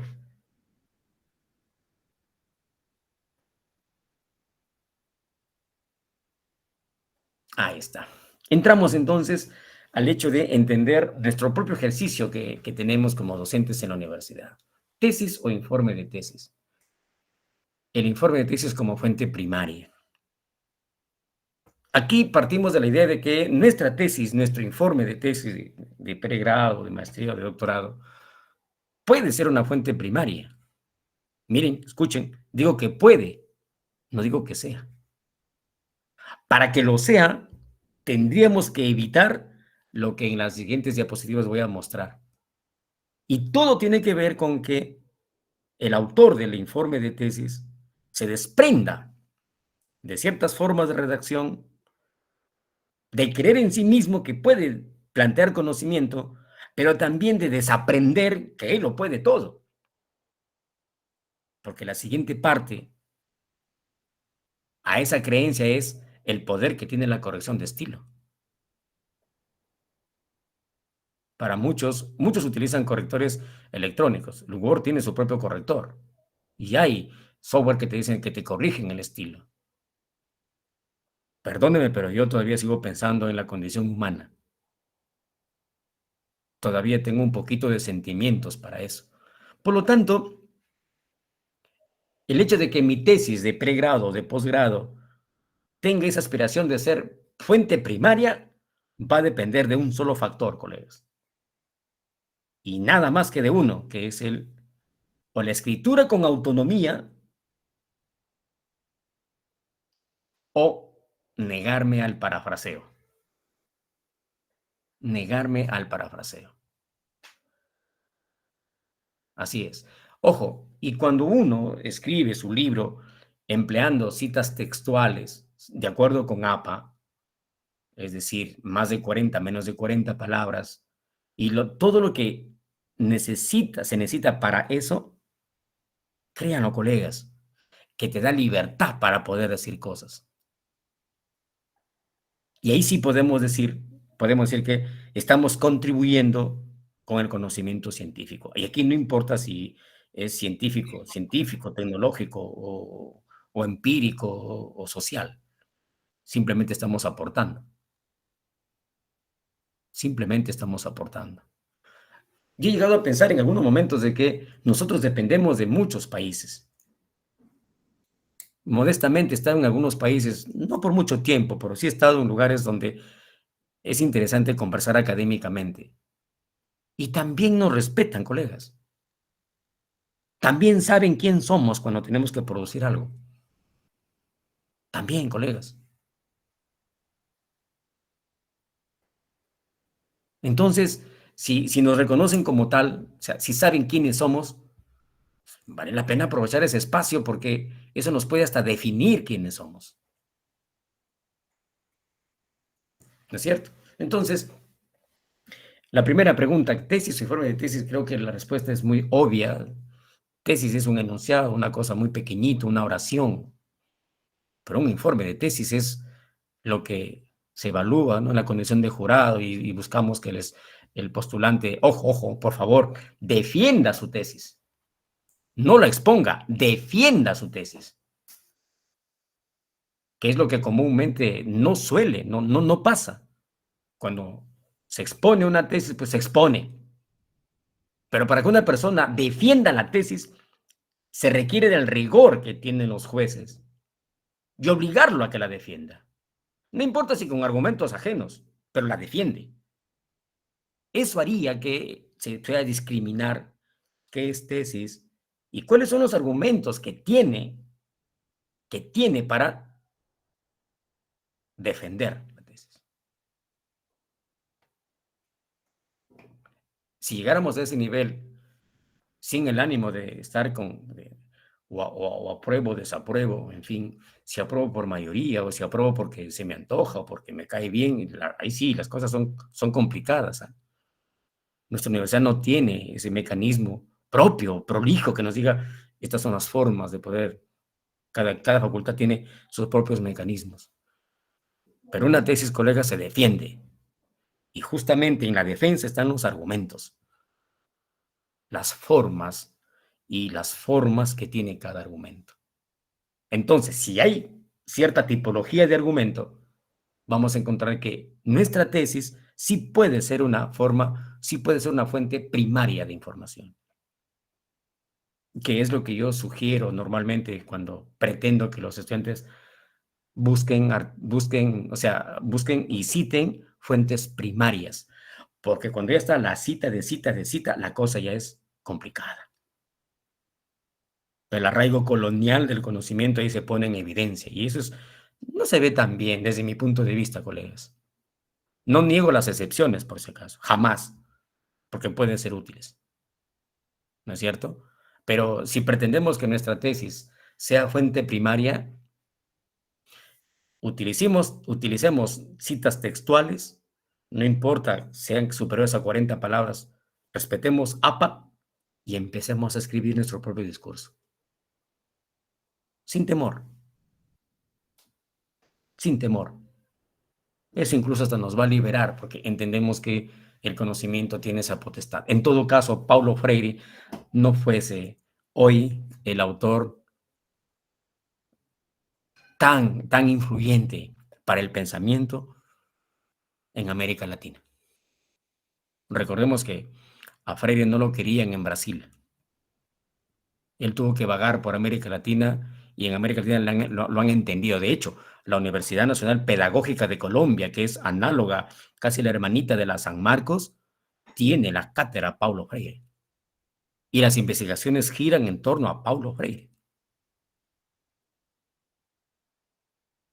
Y yo hasta ahorita no he visto, no he escuchado a un estudiante de educación hablar de Paulo Freire. No. Y cuando citan a Pestalozzi, lo rechazan porque es muy antiguo. Pero sí citan a Piaget, que no fue docente. Citan a Brunner, que no fue docente. Y citan a todo el mundo que no fueron nada. Entonces, miren, colegas, ¿cómo podemos nosotros abordar un poquito esto, ¿no? Es decir, mi informe de tesis como fuente primaria. Entonces, las diapositivas que nos quedan ahora, vamos a demostrar por qué, en todo caso, no podemos avanzar un poquito con la autonomía que nos caracteriza. Lo digo por todos nosotros, no lo digo por mí, exclusivamente, para que podamos, a ver así, entre comillas, ya, arriesgarnos a que el mundo nos conozca con un libro y que la editorial universitaria de nuestra universidad, ¿no es cierto?, tenga esa posibilidad, nos dé esa chance. Siguiente diapositiva, por favor. Ahí está. Miren, desde su pantalla, lo que está a la izquierda es el origen del documento. En este caso es la Universidad Continental. Liderazgo organizacional y abajo es una tesis. Es una tesis. Pero he cogido la base teórica y ustedes pueden ver ahí, cita a varios autores. Por ejemplo, aquí se nota el parafraseo. Nada que el autor nos haya dicho. Y esto nos pasa a todos, colegas. Nos pasa a todos. Bueno, es que así nos han dicho, pues, ¿no? Y es entendible. Y he escuchado decir, ¿no? Mi tesis tiene 30% de Turnitin. Ah, ya, parafrasea, dice. Parafrasea. Y con eso lo resuelves. Se convirtió en una regla de juego el parafraseo. Y ustedes pueden ver, y he escogido al azar, ¿sí? He escogido al azar los párrafos donde se manifiestan este comportamiento, ¿no? Del citado de autores, el citado de autores, y que no da chance a. No da chance a. ¿Cuál es el rasgo distintivo de este trabajo? Que la Universidad Continental te dice trabajo de investigación. Los demás que vamos a ver habla de tesis. Y aquí viene otro tema conceptual. Un informe de tesis no es un trabajo de investigación. Una monografía no es un trabajo de investigación. Un artículo científico no es un trabajo de investigación. Y si juzgamos los conceptos, vamos a encontrar finas diferencias. ¿Qué le corresponde a la universidad? Definir esas categorías y decir, para nosotros esto es un trabajo de investigación, esto es trabajo académico y esto no es un trabajo académico. Y vamos a entrar en problemas seguramente. Pero sería bueno que eso se haga para distinguir. Entonces, ¿un informe de tesis es o no es un libro?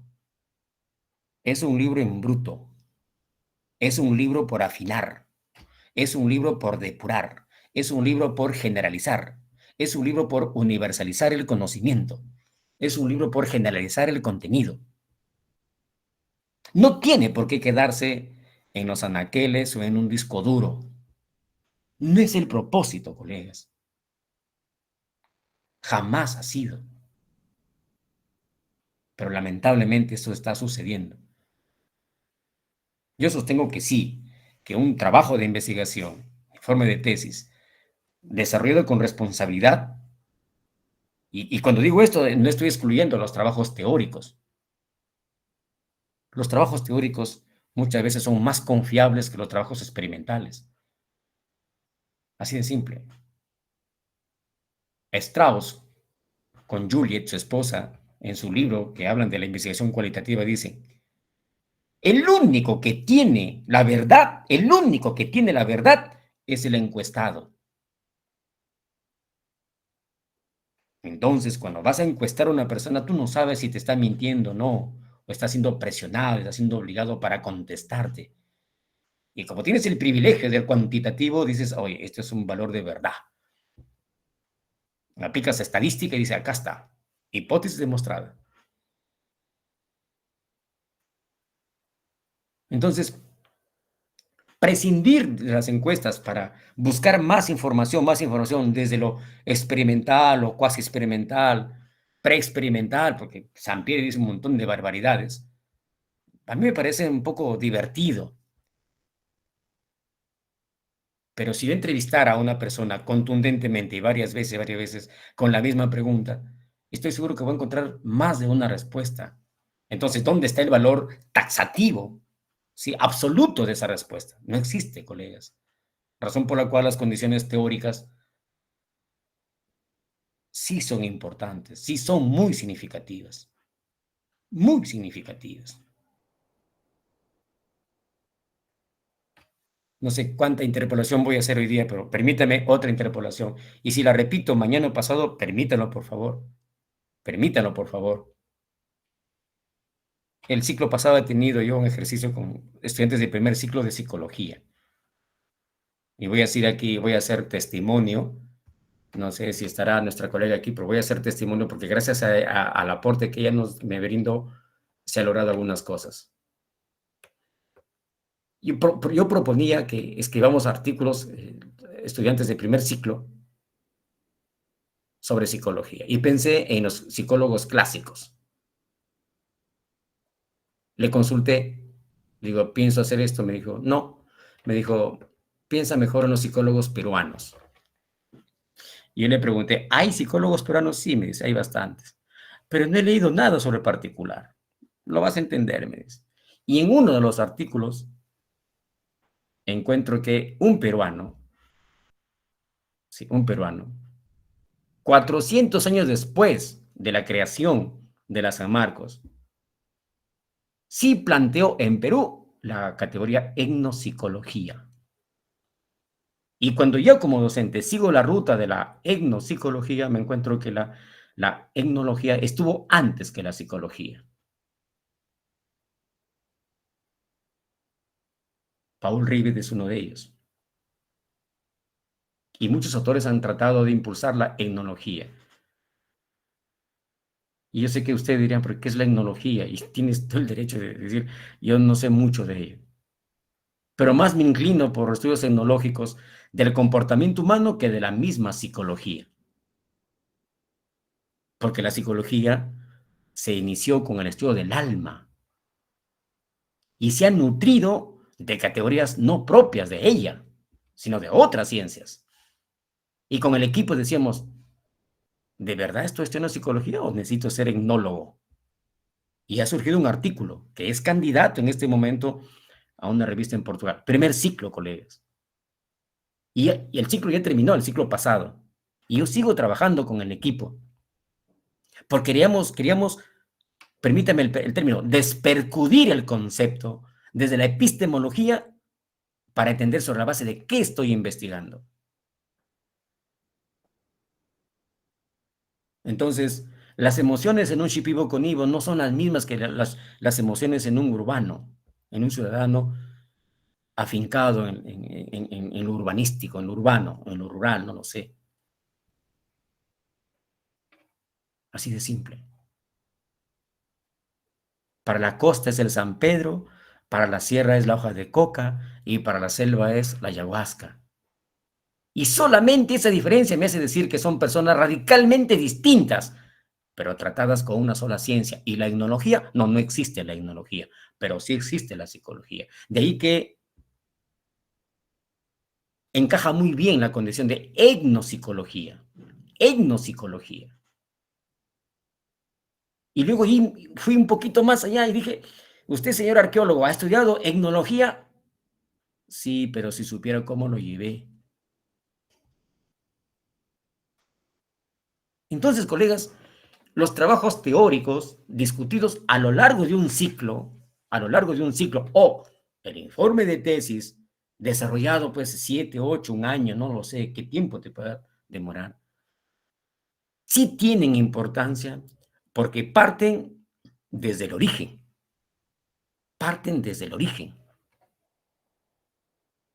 Bueno, de Hipólito Unanue hablaré en otro momento cuando hablaba de los miasmas, 100 años después, no, 200 años después de la creación de San Marcos, y que sus escritos solamente tuvieron valor en España, y aquí nadie le hizo caso. Y probablemente alguien me diga, no, Unanue ya no es interesante. No, jamás, de ninguna manera. Es probable que me diga eso. Pero si nos vamos otra vez a la pragmática de la historia, a la pragmática de los conceptos de aquellos tiempos, vamos a encontrar que los trabajos teóricos sí son importantes y sí vale la pena que se divulguen. Entonces, no puedo tener temor por ese tipo de trabajo que estoy haciendo, ni puedo pensar demasiado grandioso por un trabajo experimental cuando a lo mejor la muestra es muy pequeña. Y evidentemente, si postulo a una editorial donde voy a tener ¿qué te digo? Los pares ciegos que sean rigurosos, lo más probable es que me den una valoración sesgada o me digan, tu libro no califica. Y aunque no califique, colegas, ese juez par también, yo soy juez par en revistas y sé lo que es evaluar un artículo. Ya me imagino lo que es evaluar un libro.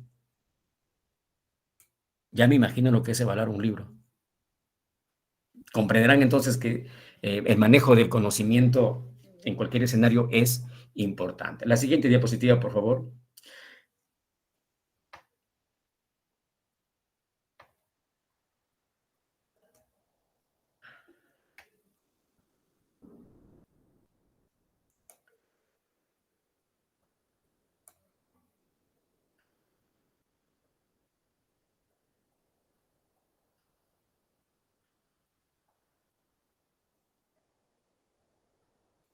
¿Algo pasó? Bien.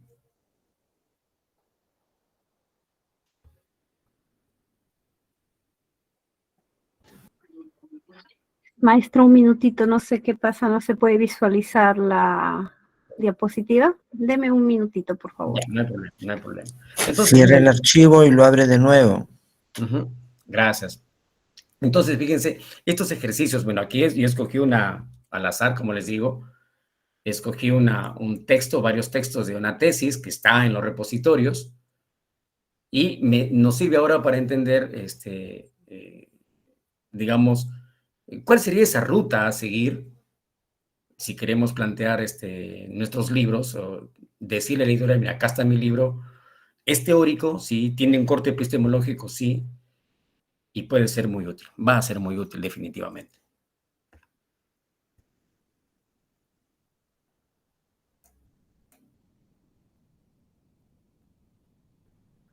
No se aprecia, ¿verdad? Aún no. Aún no sé. Está que lo cubre ahora sí, estamos viendo su correo. Ajá.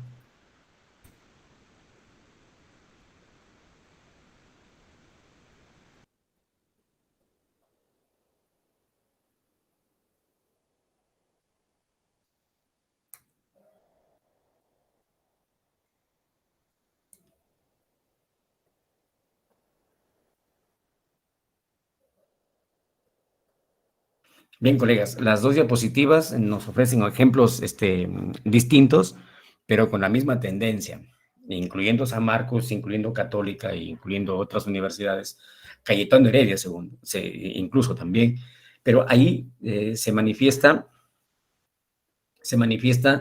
yo me atrevo a decir eso, ¿no? Digamos, claro, que corresponde a un proceso, digo yo, regular de aprendizaje, ¿no? Al conducirnos por el parafraseo, evidentemente no nos permite explorar, diría yo, no nos permite ser autónomos en nuestro pensamiento, en nuestra lógica, en nuestra propia episteme, que haría posible que digamos algo diferente. Bueno, quisiera que lo vean, pero bueno, creo que va a ser, o esperaremos un poquito, porque en el caso de la investigación que plantea Católica en un tema de arqueología, a mi vista he criticado el libro de Gardner, pero también hay una información sobre Gardner donde el autor del informe de tesis no se desprende de Gardner. Y ese no desprendimiento es como si me dijeran, oye, Gardner está en tu salón,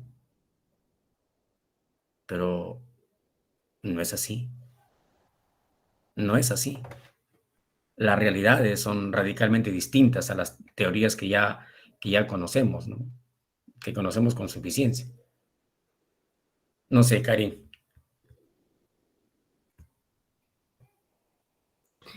Doctor, deme un minutito, estoy repartiendo las diapositivas porque solamente no sé qué ocurre, me permite proyectar solamente 4. Déjeme un minutito, por favor, no demoro, un minuto. Ya, no hay problema, ya. Perfecto. Mientras tanto, colegas, aprovechemos el espacio. De repente alguna pregunta, con gusto respondemos.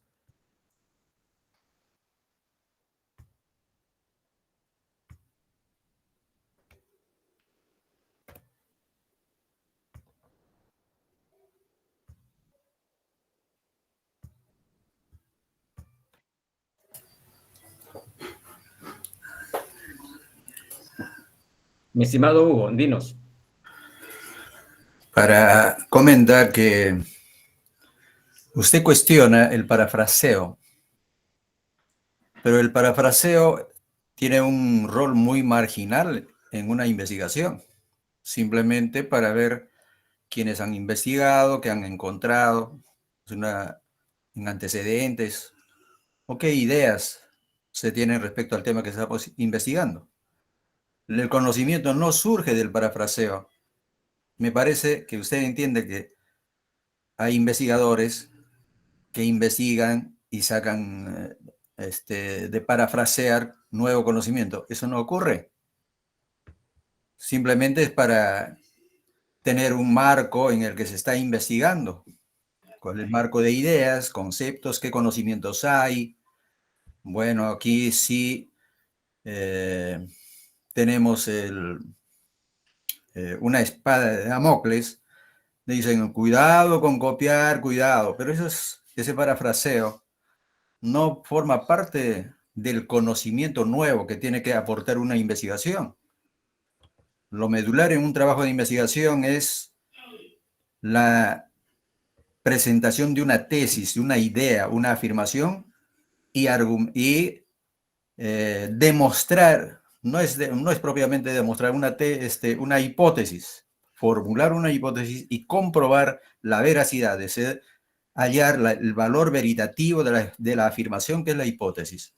Esa es la investigación.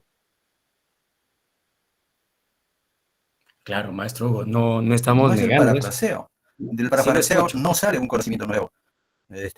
Conocimiento nuevo sale del trabajo original que un investigador se plantea, su problema de investigación, su hipótesis, la contrastación de la hipótesis, la verificación de la hipótesis, es lo que constituye, que crea el conocimiento nuevo.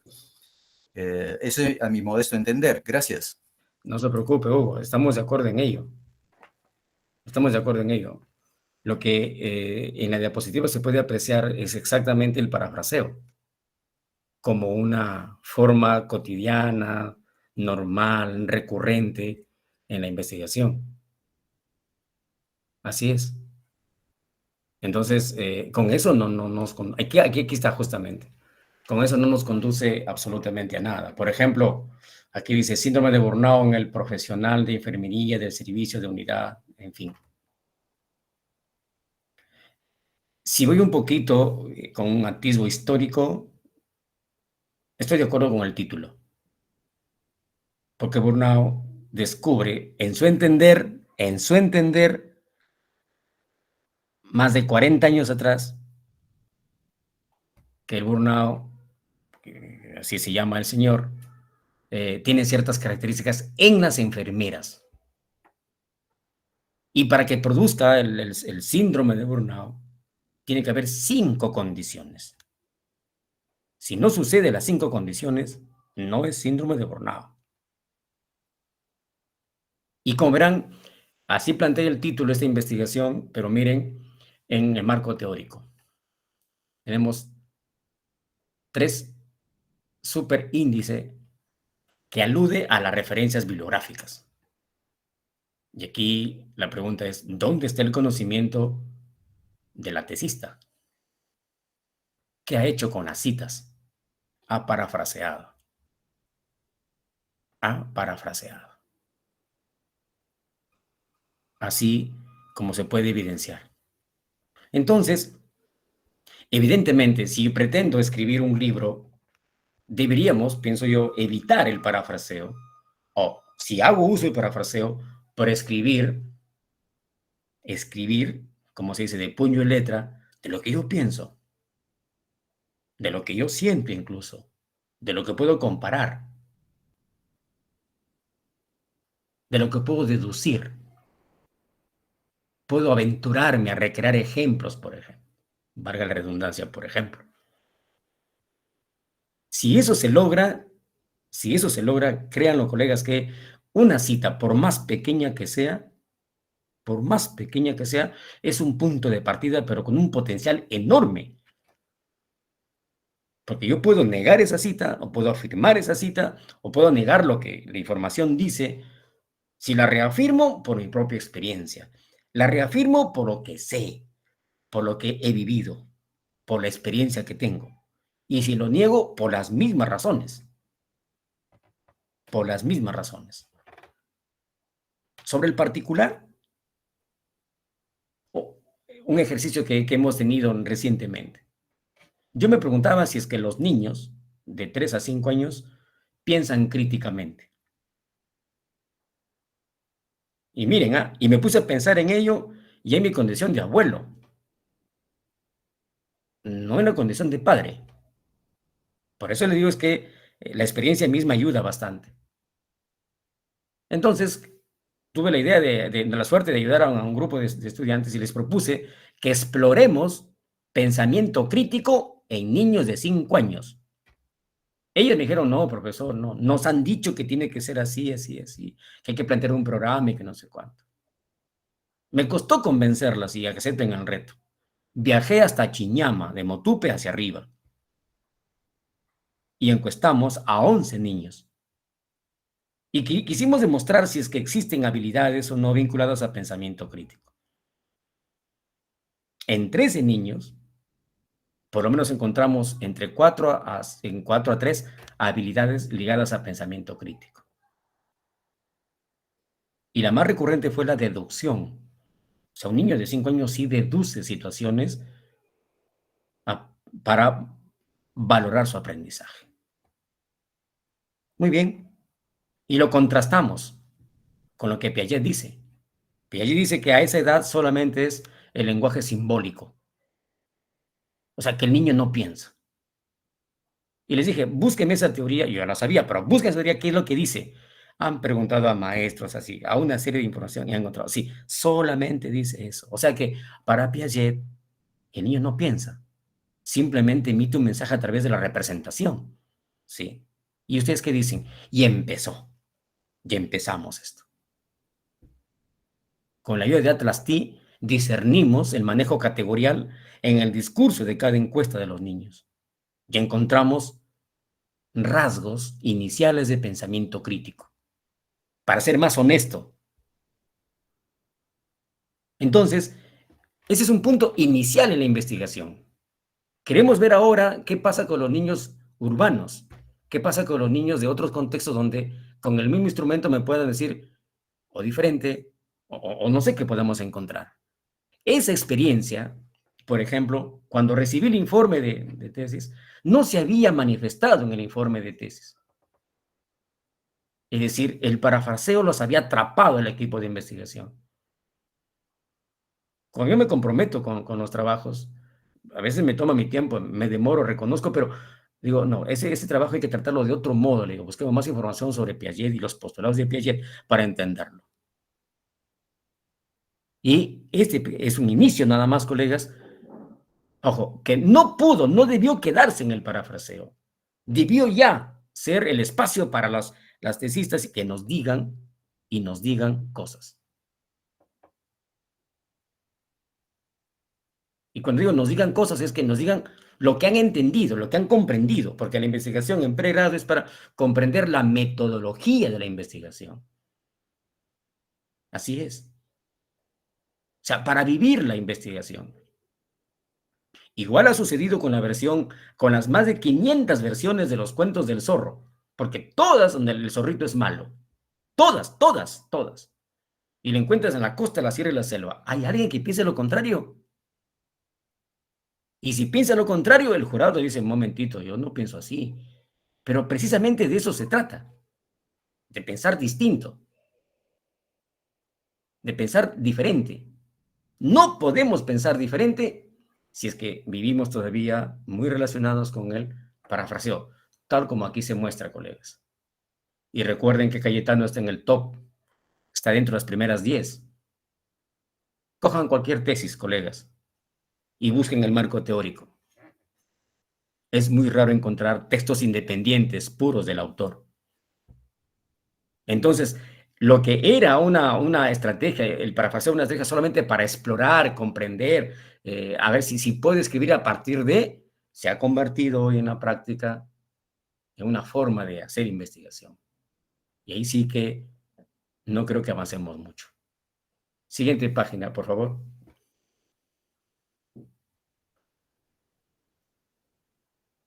Ahí está, Católica. Un solo párrafo. Tiene 16 líneas el párrafo, está en el parámetro porque lo común te dice que un párrafo debe ser entre 13 líneas, 11 líneas, 18 líneas. No pueden haber párrafos de 4 líneas, 3 líneas. No puede, pero ahí está. Creo que ronda el parámetro. Pero podemos ver ahí, por ejemplo, a cuántos autores se ha citado en un solo párrafo. Entiendo que es parafraseo. De haber comillas, entendería que fuera una cita textual, pero no hay. Miren lo que encontramos en la web. Entonces, ¿cómo podríamos nosotros desde nuestro punto de vista, desde nuestro hacer diario? Y ahí viene lo que el colega Hugo nos decía, ¿no? Es decir, la producción de conocimiento a partir de una cita textual. No estoy diciendo, oye, ¿sabes qué? Ya no parafrases. No, eso sí es una práctica cotidiana. Si eso resulta así, pero no tiene que ser lo único. No tiene que ser lo único.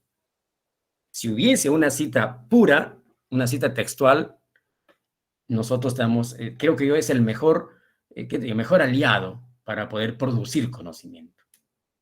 Y aquí soy enfático al decir, el conocimiento está por sentido común. Porque sí es importante contribuir de esa manera. La última diapositiva, por favor.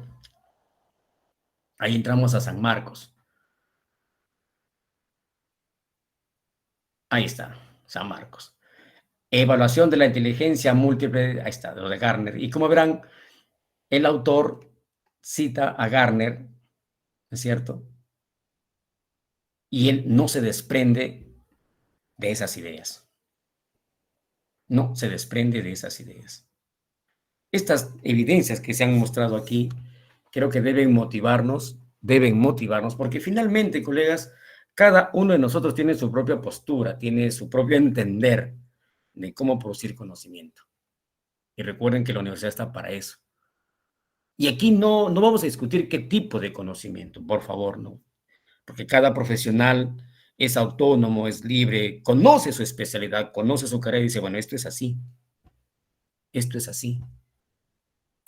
De tal manera que valorando ese ejercicio, aquí tenemos la posibilidad de divulgar nuestro conocimiento, ¿cierto? Valorando el concepto del libro, entendiendo qué nos dice Renacid, cómo yo puedo valorar mi tesis. Y alguien diría, ¿y qué vale? ¿Qué sirve de mi tesis? Yo apuesto a que nos sea muy útil, ¿cierto? Todo el marco teórico. Este es un anticipo para las siguientes clases. Porque no podemos enviar toda la información a... No, eso es imposible. Y ahí donde se pueden ver los demás procesos propios, tanto de la redacción como del tratamiento del tema, la subclasificación de los contenidos. Como habitualmente hay dos variables o categorías, ¿no es cierto? Y si hay una, se puede juzgar las dimensiones de la categoría o las dimensiones de la variable, ¿verdad? Y tratar de, no, sino hacer el ejercicio de que este conocimiento se generalice. Esto lo voy a decir siempre durante toda la semana, porque es una idea transversal, digamos, en este hacer. Colegas, ya estoy finalizando. Esta es la última diapositiva que tenemos hoy. Mañana espero no cansarlos. Espero las preguntas sobre el particular, encantado de resolver. Y bueno, quiero haber terminado esta parte, agradeciéndoles por el gesto de acompañarme hoy y espero también verlos mañana hasta el viernes. Ojalá no les canse.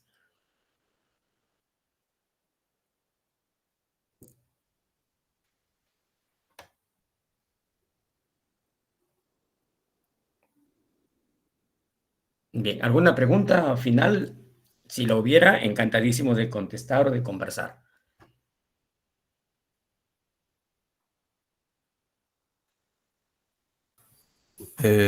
Yo le pediría que nos formulara un par de conclusiones de su exposición.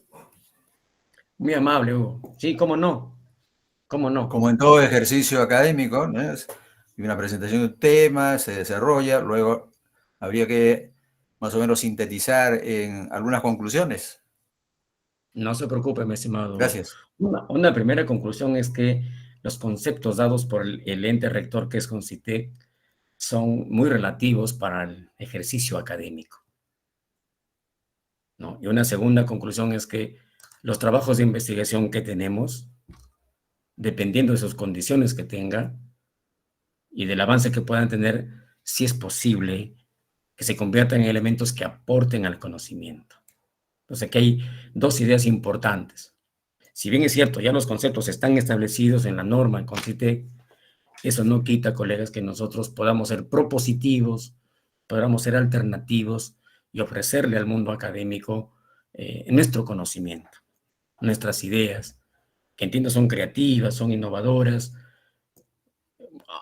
Escúcheme, advierto esto de que aun cuando mi informe de tesis, ya tenga su tiempo, créanlo que aún tiene vigencia, porque se convierte en un dato histórico referente para seguir avanzando con lo siguiente.